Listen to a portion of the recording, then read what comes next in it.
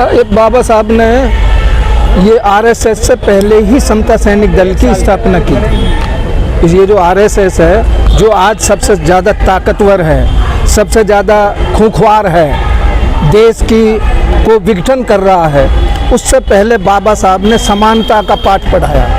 समानता का पाठ पढ़ाया, सुनिए मेरी बात, समाज को पाठ पढ़ाया। आज आरएसएस पूरे देश में अपने सदस्य बना लिया है।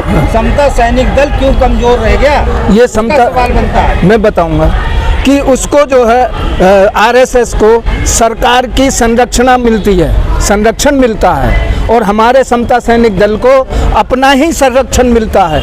अपने बाबा साहब जब मीटिंग करते थे तो बाबा साहब पुलिस नहीं लेते थे, उन्होंने समता सैनिक दल के जवानों को अपने मीटिंग में वो रखा था संरक्षण के लिए, और बाबा साहब की संरक्षण में ही मीटिंग होती थी, उनकी समता सैनिक दल की संरक्षण में मीटिंग होती थी, क्योंकि बाबा साहब को यकीन नहीं था, पहले से ही यकीन नहीं था कि ये भ्रष्टाचारी हैं, ये जो है हमारे ऊपर कभी भी अत्याचार कर सकते हैं। बाबा साहब ने अत्याचार को सहा है और उन्होंने उससे सावधान रहने के लिए हमको समता सैनिक दल दिया है।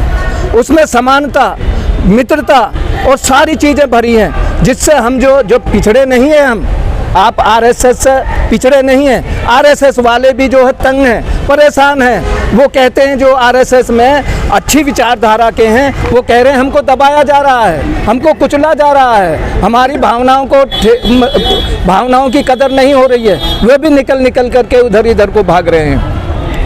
तो मैं ये कहना चाहता हूँ कि समता सैनिक दल ही एक सच्चा दल है, बाबा साहब का एक अच्छा दल है, सबसे श्रेष्ठ दल है। इसको हमें बढ़ाना चाहिए, जगह जगह शाखाएं लगानी चाहिए, जिससे हमारा संगठन मजबूत हो और हम जो बाबा साहब की तरह, जैसे बाबा साहब अपनी मीटिंग में, अपनी सभाओं में समता सैनिक दल के ही जवानों को रखते थे, और आज हमें भी, क्योंकि पुलिस जो है, जो हमारे लोग सही काम करते हैं उसको उस पर अत्याचार करती है।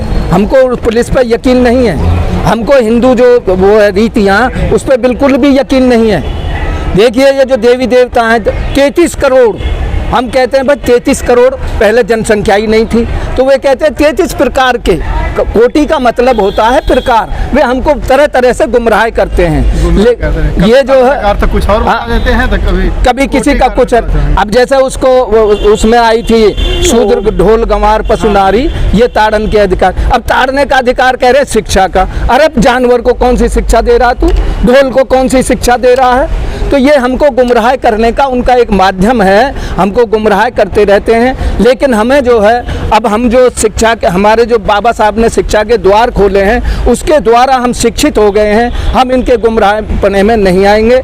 ये चाहे हमको कुछ भी करते रहे, कहते रहे, लेकिन हम जो अपने हिसाब से काम करेंगे, जो संविधान के अनुसार कार्य कर रहे हैं और हम आगे बढ़ रहे हैं। चंद्रशेखर आज़ाद को देखिए, एक ही आवाज़ पे कितनी लाखों की संख्या में जो भीड़ आ जाती है, क्यों?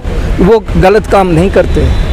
जहाँ पे यातना होती है, जहाँ पे हमारे लोगों को सताया जाता है, जहाँ किसी भी जाति का हो, वो जाति नहीं देखते हैं चंद्रशेखर, और वहीं जा कर के उसका जो है संरक्षण देते हैं। और जो वो होता है, उसका जो वो होता है, साला अपराधी होता है, उसको दंड दिलाने का कार्य करते हैं। तो हमारी लोग समता सैनिक दल से जुड़ना चाहिए। वो आज जो आरएसएस के अंदर जाके जय श्री राम के नारे यही 85% के लोग लगाते हैं, उन्हें भटके हुए लोगों को क्या संदेश देंगे आज इस प्रोग्राम से?